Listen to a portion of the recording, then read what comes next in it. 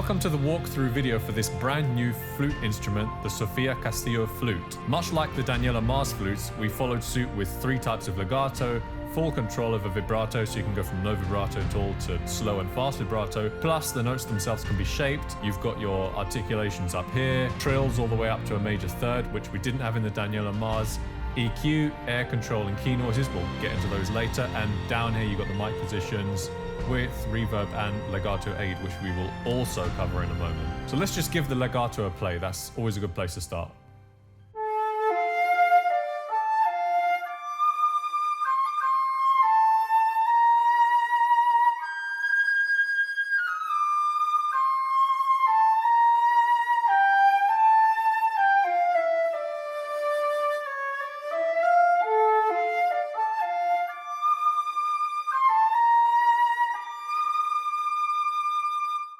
Now let's check out this legato aid control over here. So to play legato and get those nice realistic transitions in between the notes, which is actually what makes things sound real, you have to make sure that you never release a note on the keyboard until after the next note has been played. So everything has to overlap. The last note always has to overlap the next note, and that's how the engine knows you want to play legato, and it sticks that transition phrase in between. Now that's quite difficult to do all the time on every note if you're not a keyboard player or a pianist. So we've added this control. And what it does is it gives some allowance to that. It holds the notes a bit longer and it gives you time to play the next one and still trigger a legato interval. So I'll turn it way up and I'm going to play purposefully detached now. And you'll see that it will still connect the notes with those beautiful transitions in between.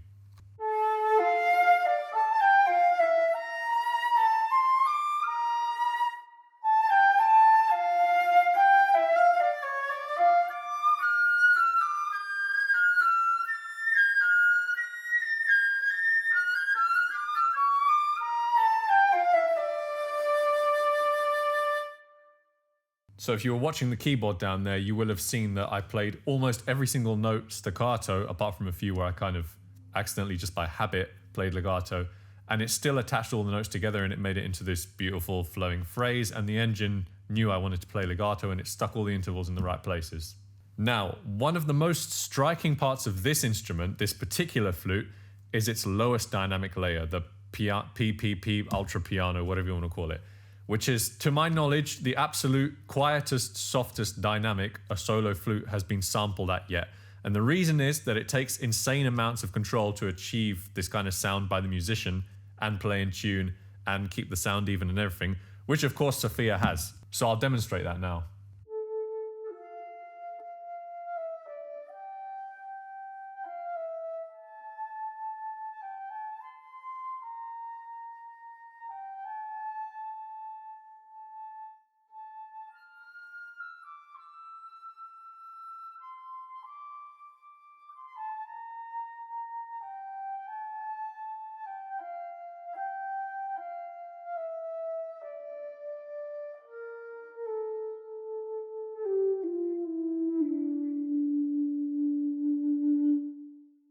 So we'll look at these legato types and note shapes now. So you've got various different note shapes here. Some have an accent at the beginning, some don't, and they're all combinations of faster and slower or no vibrato. So the shape note here in legato mode will dictate how the first note of a phrase, of a legato phrase, sounds. And then the rest of it is obviously there's no attack because the note doesn't come off to come back on. So then you choose your slow, fast, or no vib. So we'll go with fast vib and set the first note with an accent.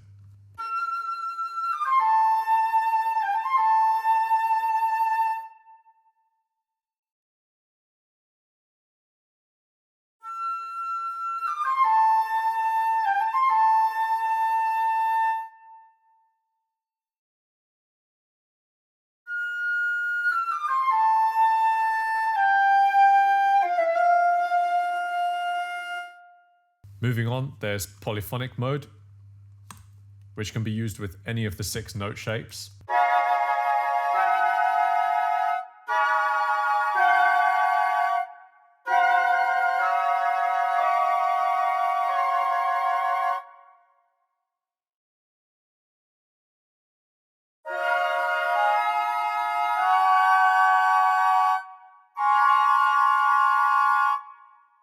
And let's try out some of the different mic positions now while we're at it. So as you can see, the ambient position here is crossed out because it's purged. So you just click on the mic name to purge it or unpurge it. You just purge samples you don't use so it doesn't take up the memory. So we'll look at them individually.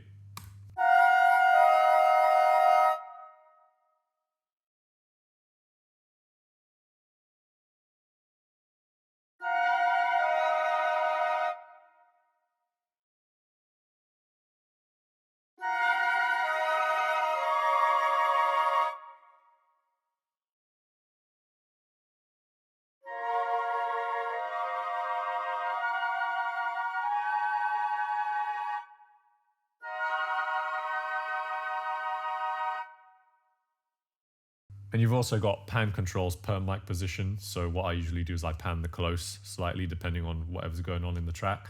And then I just mix in the mid, ambient and far depending on to taste.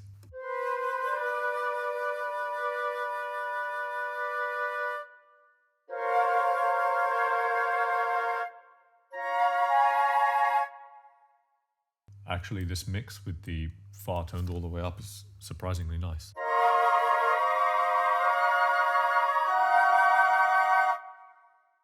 All right, we've got flutter tongue, so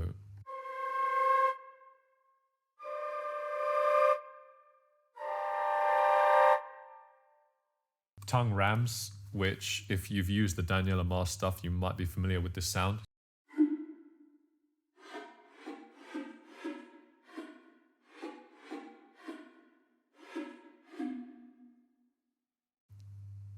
We've got staccato.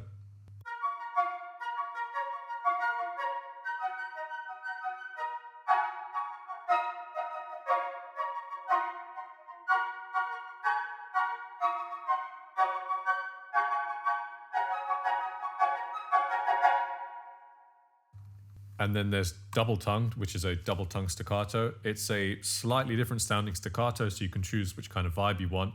Essentially, we got the musician to record the same stuff, but double tonguing instead of just playing da da da staccatos repetitively over and over again.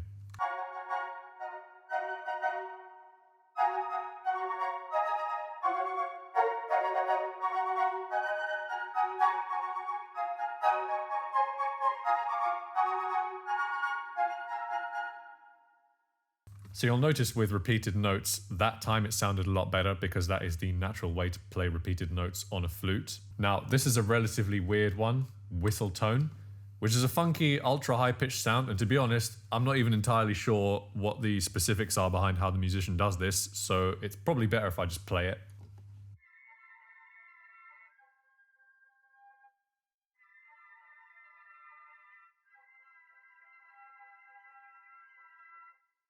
And it really is that quiet in real life. We've even bumped it up a little bit for this. Now, I don't know if you want to use that for some kind of atmospheric sound. You probably need to compress it and push it up or something to kind of make it stand out a lot more.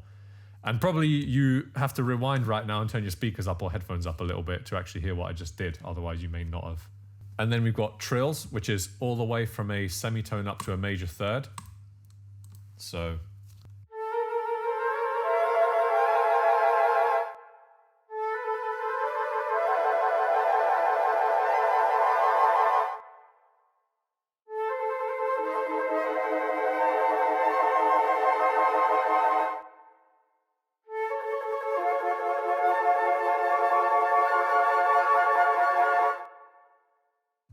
So if we go back to legato mode now, I'll show you what these two controls here do. The air force controls how much you hear the air being blown onto the instrument.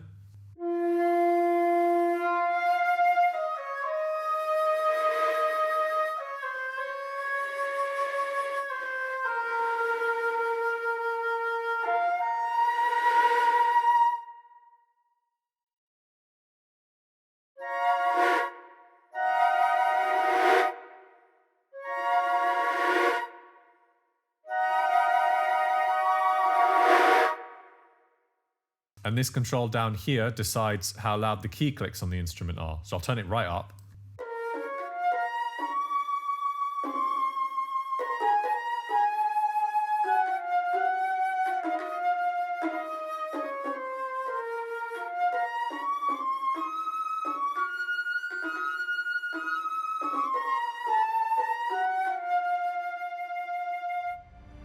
So yeah, I don't know if you'll be having it that loud. Maybe you will. I don't know. It's kind of interesting. It's not exactly conventional, but it does add a sort of level of realism. Both of those controls, when used in moderation, can add a really kind of rustic, grungy, sort of raw vibe to the sound. So give them a go. And that is that.